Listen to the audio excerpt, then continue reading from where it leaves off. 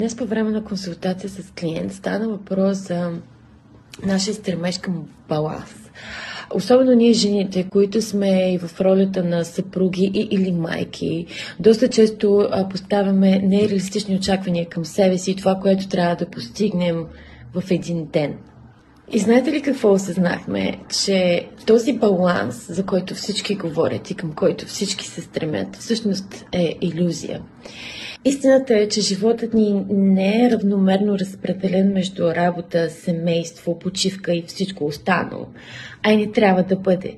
Има дни, в които работата изисква повече от нас.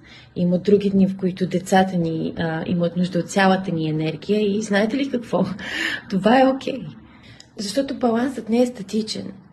То е движение. То е един танц между различните приоритети, които имаме в различните периоди и моменти от живота си. Затова вместо да се опитваме да сме перфектни във всичко, нека да си позволим да се фокусираме върху това, което е важно днес.